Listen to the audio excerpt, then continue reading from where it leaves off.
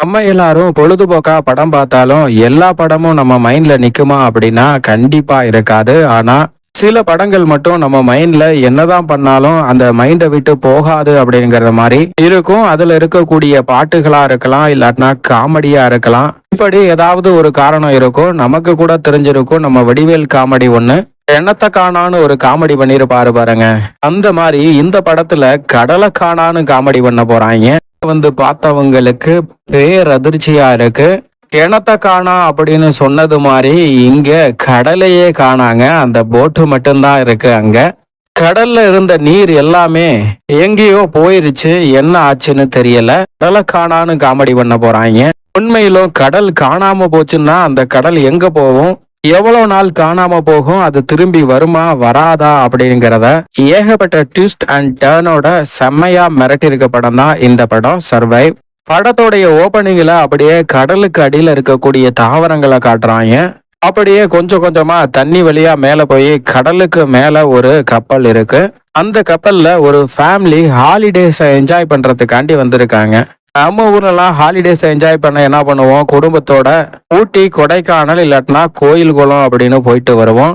ஆனா இந்த பகுதியில கொஞ்சம் அட்வென்ச்சர் வேணும் அப்படிங்கறதுனால வேற யாரோட ஹெல்ப் இல்லாம குடும்பத்தோட அப்பா, பொண்டாட்டி, பொண்ணு, பையன் அப்படின்னு 4 பேர் வந்திருக்காங்க. இதுல இந்த அப்பாங்காரன் தான் நம்ம படத்தோட ஹீரோ. நம்ம படத்தோட ஹீரோ யாருன்னா ஓசன் இன்ஜினியருங்க. கடலை பத்தி அக்கு வேற ஆணி வேற தெரிஞ்ச ஒரு நபரா இருக்காரு. அதனால என்னவோ வேற யாரும் ஹெல்ப்புக்கு வேணான்னு பொண்டாட்டி பிள்ளைங்களோட ட்ரிப்புக்கு வந்திருக்காப்ல. நம்ம ஹீரோ தான் பையனுக்கு எப்படி மீன் பிடிக்கணும்னு சொல்லிட்டு இருக்காப்ல. அந்த நேரத்துல நம்ம ஹீரோயின் ஒரு சும்மிய போட்டு வருவோம்னு சொல்லி கடல்ல அப்படியே மிதந்துகிட்டு இருக்காங்க. பொண்ணுக்காரியோ பாட்டு கேட்டு நல்லா என்ஜாய் பண்ணிக்கிட்டு இருக்கா. இப்படி இருக்கும்போது திடீர்னு ஏதோ ஒரு அமானுஷ்யமா பொண்ண ஹீரோயின் ஃபீல் பண்றாங்க. அதனால அங்கிருந்து எப்படியாவது எஸ்கேப் ஆகணும்னு சொல்லி கத்திக்கிட்டு இருக்காங்க. இதை யாருமே கவனிக்கல, எல்லாருமே பிஸியா இருக்காங்க. அப்புறம் தான் ஹீரோ பாக்குறான் எங்க ஒய்ஃபை காணான்னு. அவ கத்துற சவுண்டு கேட்டு பொண்ணை அலாட் பண்றாரு. அது மட்டும் இல்லாம பையன் மீன் பிடிச்சிட்டு இருந்தான் பாருங்க. அந்த மீன் வலைய கட் பண்ணி விட்டுட்டு போட்டை எடுத்துக்கிட்டு பொண்டாட்டி தத்தளிச்சிட்டு இருக்கா பாருங்க. நம்ம ஹீரோயின் அந்த இடத்துக்கு போறாரு. போட்டை பையனையும் பொண்ணையும் கண்ட்ரோல் பண்ண சொல்லிட்டு கடலுக்குள்ள குதிச்சு பொண்டாட்டிய போய் காப்பாத்துறாப்ல மனுஷன். நம்ம ஹீரோயினுக்கு அல்லு விட்டு போயிருது. ஏதோ ஒரு சுழலு, ஒன்னும் சொல்றது மாதிரி இல்ல, அது என்னை இழுக்க ஆரம்பிச்சிருச்சு. அதுகிட்ட இருந்து தப்பிக்க முடியாதுன்னு தான் நினைச்சேன். எப்படியோ நீங்க காப்பாத்திட்டீங்க அப்படின்னு நம்ம ஹீரோ கிட்ட சொல்ல, அப்பதான் நம்ம ஹீரோ சொல்றாரு, நீங்க எங்க போனாலும் என்கிட்ட சொல்லிட்டு தான் போகணும், மறந்துடாதீங்கன்னு பொண்ணுகிட்டையும் பையன்கிட்டையும் கொஞ்சம் எச்சரிக்கையாவே சொல்றாப்ல. நைட்டு பையனோட 13வது பர்த்டேய அப்படியே செலிப்ரேட் பண்றாங்க.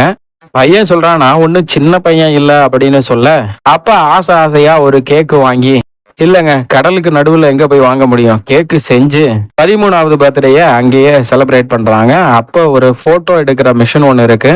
அதுல எல்லாரும் ஜாலியா ஒரு போட்டோ பிடிச்சுக்கிறாங்க. உடனே அந்த போட்டோவை அது பிரிண்ட் பண்ணி கொடுத்துருது.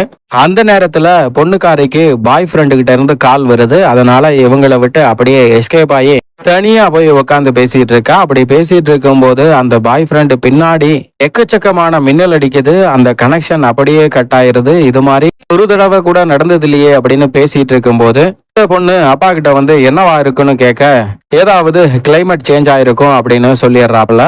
இதுக்கப்புறம் பார்த்தா கொஞ்சம் கொஞ்சமா அப்படியே அமானுஷ்யமா சில நிகழ்வுகள் நடக்குது. என்னன்னா, இவங்க கப்பல்ல இருக்கும்போது திடீர்னு கப்பல்ல ஏதோ ஒரு பெரிய மிருகம் வந்து மோதினது மாதிரி இருக்கு.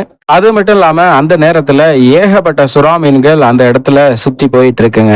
சுறா மீன்களை பார்த்து என்ஜாய் பண்ணிட்டு இருக்கும் போது கப்பல்ல மோதுனது என்னவா இருக்கும் அப்படின்னு பார்த்துட்டு வரேன்னு கைத்த கட்டிட்டு லைட் எடுத்துட்டு உள்ள போயிட்டாரு. உள்ள போயிட்டு வந்து பார்த்தாதான் தெரியுது ப்ரொப்பல்லர் ரொம்ப டேமேஜ் ஆயிருச்சு. இங்க இருந்து கப்பல் மூவ் ஆகுறது கஷ்டம்தான். அப்படி பார்த்துட்டு இருக்கும் போது ஏதோ ஒண்ணு வந்து கடிச்சிருச்சு அப்படின்னு சொல்லி தோள்பட்டையில ஒரு காயத்தோட வராருங்க. அந்த காயத்துக்கு நம்ம ஹீரோயின் தான் ஸ்டிச்சிங் போடுறாங்க. ஏன்னா ஹீரோயின் ஒரு டாக்டர். அதுக்கப்புறம் தான் ஒரு பெரிய பிரச்சனையே, வானத்திலிருந்து எரிக்கற்கள் விழுந்து கடலையே கொந்தளிக்க செஞ்சிட்டு இருக்கு. அதுல ஒரு எரிக்கல் நேரா இவர் போட்டை நோக்கி வர்றது மாதிரியே வரும். ஆனா அந்த போட்டை சுத்தி அந்த எரிக்கல்கள் வெடிச்சு சிதறி இருக்கும். வேற வழியே இல்ல. போட்டை ஸ்டார்ட் பண்ணி எங்கேயாவது போயிடலான்னு பார்த்தா போட்டை ஸ்டார்ட் பண்ணவே முடியாது. ஏன்னா எல்லாமே ப்ராப்ளம் தான். ப்ரொப்பல்லர்ல இருந்து இன்ஜின் வரைக்கும் எல்லாமே ப்ராப்ளமா இருக்கனால அவங்களால அங்கிருந்து எஸ்கேப் ஆக முடியாது அப்படிங்கிற ஒரு சூழல் வருது. இந்த டைம்ல அந்த காம்பஸ் கண்ணா பின்னான்னு சுத்த ஆரம்பிக்குது. ஏன்னா நார்த் போல் சவுத் போலாவும், சவுத் போல் நார்த் போலாவும் அப்படியே மாறுதுங்க. வடக்கு தெற்காவும் தெற்கு வடக்காவும் அப்படியே தலைகீழா மாறுறது மாதிரியான ஒரு சூழல் ஏற்பட இவங்க 4 பேரும் உள்ள வந்து ஜன்னலு கதவு எல்லாத்தையுமே க்ளோஸ் பண்றாங்க. கடலோட சீற்றம் வந்து அதிகரிக்க ஆரம்பிச்சிருச்சு. அந்த டைம்ல லைஃப் ஜாக்கெட்டை வெளியில கிடக்குங்க. உடனே ஹீரோ அங்கிருந்து கதவை திறந்துட்டு போய் 2 லைஃப் ஜாக்கெட்டை தூக்கிட்டு வராரு. தான் பொண்ணுக்கும் பையனுக்கும் அதை போட்டு விடுறாரு. அதுக்கப்புறம் பார்த்தா அந்த கப்பல் ஃபுல்லாவே ஷேக் ஆகிக்கிட்டே இருக்கு. இயற்கைக்கு மீறி இங்க ஏதோ நடக்கிறது மாதிரி இருக்கு. சுத்தமா கிராவிடேஷனலே இல்லாதது மாதிரி, புவியீர்ப்பு விசையே இல்லாதது மாதிரி ஒண்ணு இருக்கு. அதனால ஆளுக்கு ஆளு ஒவ்வொரு மூளைய பார்த்து உட்கார்றாங்க. அப்படி உட்காரும் போது ஒருத்தருக்கு வாந்தி வருது, ஒருத்தருக்கு ரத்த வாந்தி வருது. நம்ம ஹீரோ எப்படியாவது தப்பிச்சே ஆகணும்னு அங்கிருந்த கம்யூனிகேஷன் சிஸ்டத்துல மேடே மேடே அப்படின்னு சொல்றாருங்க. ஏற்கனவே நம்ம குஜராத்ல ஒரு பிளைட் கிராஷ்ல பார்த்திருப்போம், மேடே மேடேன்னு பைலட் சொல்லியிருப்பாருல. அது மாதிரி இந்த ஷிப்பை ஆபரேட் பண்ற நம்ம ஹீரோ வந்து மேடே மேடேன்னு கத்திட்டு இருக்காப்ல.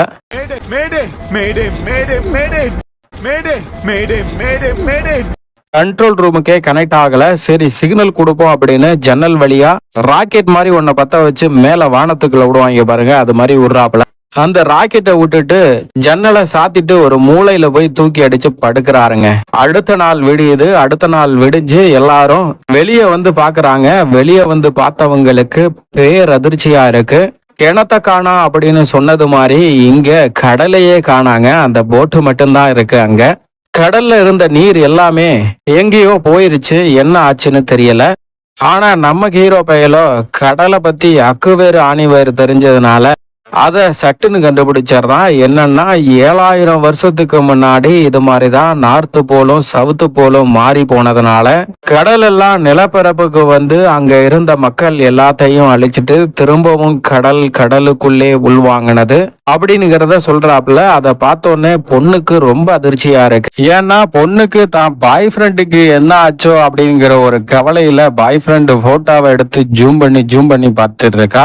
அதே டைம்ல நம்ம ஹீரோயின் என்ன பண்றாங்கன்னா இருக்கிற ஃபுட் எல்லாத்தையும் எடுக்கிறாங்க, தண்ணி எல்லாத்தையும் எடுத்து எவ்வளவு நாளைக்கு வரும் அப்படின்னு கால்குலேட் பண்றாங்க. நம்ம ஹீரோ என்ன சொல்றாப்லன்னா, எப்படியும் கடலை விட்டு போன தண்ணி எல்லாம் 3 நாள் 4 நாள்ல திரும்பி வந்துரும். அதிகபட்சம் 1 வாரத்துல தண்ணி எல்லாம் திரும்பி வந்துரும். அது வரைக்கும் நம்ம சர்வைவல் ஆனா போதும் அப்படின்னு சொல்றாப்ல. அதே சமயம் நம்ம ஹீரோ பைய எப்படியாவது கண்ட்ரோல் ரூமுக்கு ஏதாவது கனெக்ஷன் கிடைக்குதான்னு கனெக்ட் பண்ணி பார்த்துட்டு இருக்காப்ல. ஒன்னும் கிடைக்கல. ஆனா நம்ம ஹீரோவோட பையன் இருக்கான் பாருங்க, புத்திசாலித்தனமா இருக்கிற பலூன் எல்லாத்தையும் ஊதி அந்த பலூனை ஒரு கைத்துல கட்டி அங்கிருந்து பறக்க விட்டு தரையில அப்படியே கட்டி வைக்கிறாங்க. யாருக்காவது இந்த லொகேஷன் தெரிஞ்சு நம்மள வந்து காப்பாத்துவாங்க அப்படின்னு நினைச்சு அந்த பையன் பண்ணி வைக்கிறான்.